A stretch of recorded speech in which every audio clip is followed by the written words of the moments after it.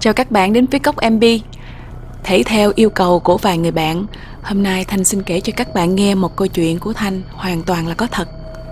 Chuyện xảy ra hơn 30 năm rồi, mà thực sự tới giờ nè, Thanh cũng không rõ là mình đã bị ma trêu ghẹo hay là chứng kiến một hiện tượng kỳ bí gì đó không có câu trả lời. Và Thanh kể câu chuyện này cho rất là nhiều người nghe. Hầu như ai nghe xong đều nói rằng: trời, ghê vậy, bị ma phá rồi đó chứ còn gì nữa. Chuyện kỳ lạ này á, không phải chỉ một mình Thanh mà có thêm 2 người chị nữa cùng chứng kiến chung.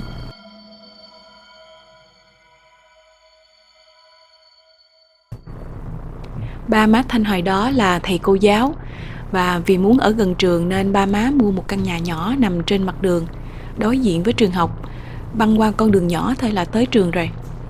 Trường tiểu học này Thanh nghe nói trước đó đó là một bãi nghĩa địa lớn. Trước khi trường được xây thì chỉ có số ít thân nhân của người chết tới để bốc mộ và dời di cốt đi chỗ khác. Những mồ mả còn sót lại đó là được san bằng và xây trường học lên trên. Đi ra phía sau một khúc đường ngắn á, là một nghĩa địa khá lớn. Còn ngay phía sau nhà Thanh á, có 4 cái gò mã lạng của người lạ. Có một cái mã nằm sát bên vách nhà luôn. Thanh nhớ mấy chị em hồi còn nhỏ đó, vào những đêm trăng sáng hay leo lên mấy cái mã lạng này chơi đùa rất là hồn nhiên. Tại lúc đó còn nhỏ quá nên chưa có biết sợ ma. Khi Thanh khoảng 7 tuổi thì ba má mua một căn nhà ở bên trong tí, nhưng ráp danh với nhà Thanh luôn. Thì cái nhà lớn này nè, cái nhà mới này thì to hơn và nằm trên một miếng đất cũng khá to. Khi dọn vào căn nhà mới, ba má Thanh phá bỏ căn nhà cũ và trồng một vườn so đũa. Ngoài so đũa thì nhà Thanh có trồng thêm mấy cây dừa, cây bình bát, và sau nhà có một cây quýt rất là to luôn. Dọn vô nhà mới ở một thời gian mới biết phía trước nhà, ngay sát cổng chánh ra vào cửa nhà Thanh á, có một cái quan tài chôn sâu trong lòng đất, nhưng nằm trong phần đất của nhà người hàng xóm. Chỉ phát hiện ra cái quan tài này khi mà người hàng xóm đào lỗ để làm hầm cầu. Thanh kể ra như vậy để các bạn có thể hình dung ra được cái quang cảnh chung quanh nhà và xóm Thanh ở hồi đó ra sao, như thế nào.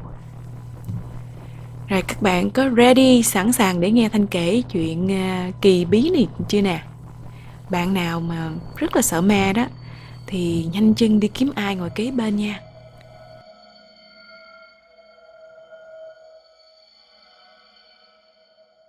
Chiều hôm đó trời bắt đầu nhá nhem tối.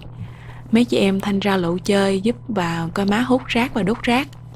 Thì đống rác má Thanh hút á, là nằm ngay ngõ sau nhà và đối diện với cổng trường học.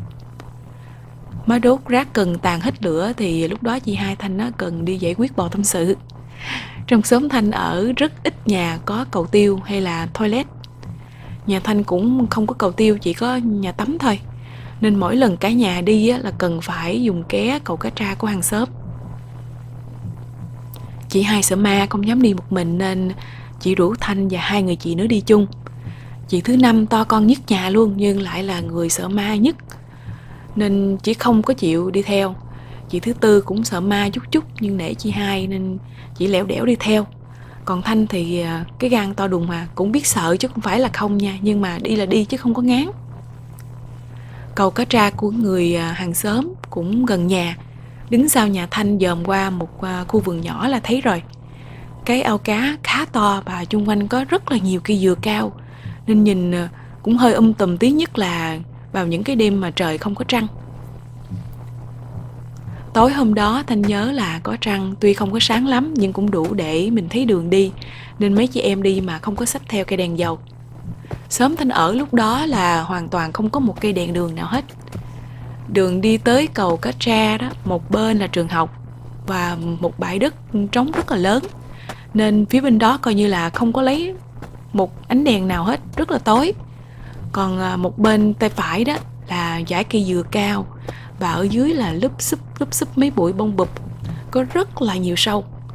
Mỗi lần mà đi ngang á là Thanh cố ý tránh xa xa một tí, tại nói thiệt hồi đó Thanh rất là sợ sâu luôn, sợ còn hơn là sợ ma nữa đó. Ngoài bông bụp còn có mấy cây có dại mọc khá tùm. Thì sau những mấy cái bụi cây đó và sau cái dãy cây dừa đó là ao cá tra khá to. Nhà bác hàng xóm thì nằm gần cây cầu, nhưng tối hôm đó hình như là bác không có ở nhà, nên cái góc bên cái phía nhà của bác cũng tối mà. Nói chung là chung quanh gần cây cầu không có một ánh đèn nào hết.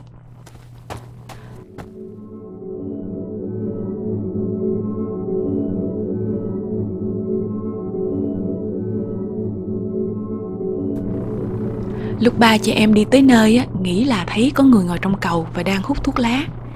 Vô tới đây á, thì tối hơn nữa, tại vì mấy cây dừa cao tùm quá nên ánh trăng không có rọi chiếu vô được nhiều.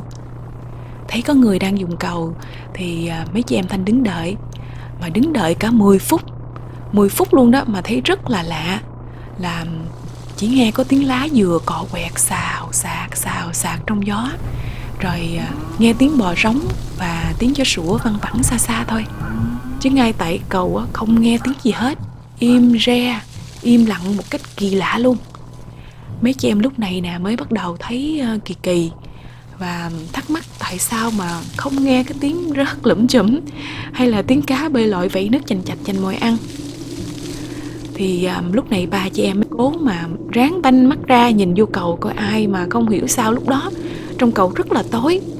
Tối nhìn chỉ thấy một bóng đen bao trùm mờ mờ ẩn hiện, chứ không có nhìn ra được hình thù gì rõ ràng hết. Chỉ thấy rõ ràng là có đốm lửa của điếu thuốc lá đang muốn cháy, di chuyển qua lại nhẹ nhẹ thôi. Nói chung là y như có một người đàn ông ngồi trong cầu đang hút thuốc. Chỉ là mình không nhìn ra, không nhìn thấy cái đầu hay là bờ vai rõ ràng thôi. Chị hai chỉ mắc quá, chị không nín nổi nữa mới lên tiếng hỏi: "Ai đó?" Không ai trả lời. Chị mới hỏi lần thứ hai nữa: "Ai đó, đi xong chưa, có người đang chờ." Và sau lần hỏi thứ hai đó thì mấy chị em nghe rõ ràng tiếng gõ là cốc cốc trên vách cổ của cầu tiêu. Lúc này á, chị nghĩ là chắc có ai phá chọc kẹo tụi này thôi. Trong cái xóm nhỏ Thanh ở, tất cả hầu như là ai cũng đều biết mặt nhau hết. Thời đó người trong xóm ở còn hiền lành, không có nghe mấy cái chuyện như là bắt cóc hay là người lớn làm bậy bạ với con nít. Và nhà của ông chủ cầu là sát bên luôn, cho nên chắc vậy mà tụi này không biết sợ. Nghĩ có ai trêu ghẹo thôi nên chị hai kêu chị Tư chạy về nhà lấy cái đèn dầu tới coi ai mà kỳ quá đi xong mà không chịu xuống cho người khác dùng. Còn Thanh với chị hai thì ở lại đứng gần cầu đợi. Mình nhớ lúc đó chị Tư cũng sợ ma, nhưng chị hai bắt đi về lấy đèn thì chỉ đi thôi. Thế chỉ công dò chầm một vèo về nhà lấy đèn. Lúc chị Tư vừa tới trở lại với cái đèn á thì đốm lửa phục trong tích tắc biến mất. Tụi này còn nghĩ trong bụng chắc người này thấy chọc tụi nhỏ này đủ rồi nên thôi không phá nữa và sẽ đi xuống. Rồi tụi này đứng đợi thêm tí nữa, vẫn không thấy ai xuống. Chị hai cũng tức trong lòng, chị mới cầm cái đèn đi lên hái thanh gỗ lên cầu đó. Vừa đi chỉ vừa cầm đèn đưa cao lên rồi soi về phía trước cây cầu thì không thấy ai hết. Lúc đó mấy chị em bắt đầu biết sợ rồi nha, biết sợ là cả người cảm giác như rần rợn rồi đó. Tụi này từ nhỏ đã bắt đom đóm chơi nên rất rành con đom đóm nhìn ra sao. Và tụi này biết chắc là nhìn thấy đốm lửa của điếu thuốc lá chứ không phải là con đom đóm. Chứ lẽ là giọt về nhà rồi, nhưng chị hai chỉ mắc quá, chị chịu không nổi nên vô cầu đi luôn. Trong lúc mà trút hầu tâm sự, chị bóc giấy trong sọt rác. Tuy là biết rõ giấy rất là dơ, nhưng vì chỉ sợ quá nên chỉ bóc càng giấy. Rồi mới mồi lửa từ cây đèn dầu cho cháy rực lên. Rồi khi mà giấy cháy tới gần tay đó, chị thả giấy xuống ao. Chị đốt được khoảng chừng 6-7 miếng giấy gì đó. Rồi tới cái miếng giấy cuối cùng chị đốt và cũng thả xuống ao như vậy. Xui sao lúc đó gió thổi mạnh, hất miếng giấy đang cháy vô lại cái sọt rác. Thì các bạn nào từng dùng qua cầu Cá Tra thì biết cái sọt rác này nó dễ cháy cỡ nào, tại vì toàn là giấy chùi bẩn ở trong đó. Trong tích tắc luôn sọt rác cháy phừng lên. Chị hai chỉ sợ quá hết hồn luôn, quýnh lên xách quần mà nhanh chân chạy xuống cầu. Cũng may là chỉ chạy xuống không có bị trượt chân rớt xuống cầu á. Mấy chị em vừa sợ ma mà vừa sợ run là lỡ thay đốt cầu người ta. Sợ quá co giò chạy một nước về tới nhà. Sợ đến nỗi mà không dám nói liền cho ba má nghe chuyện gì mới xảy ra. Tối hôm đó là cầu tiêu cháy rực lửa luôn. Tại vì vật liệu làm cầu á, chỉ là mấy miếng mành lá dừa đan, mấy miếng gỗ cây khô, còn còn thêm cái sọt rác to đùng mà toàn là giấy trong đó nữa. Đêm đó bác hàng xóm á, đứng ngay cầu chửi trỏng, chửi quá trời luôn, chửi rất nhiều rất lớn, thiếu điều cả xóm làng nghe được hết luôn á.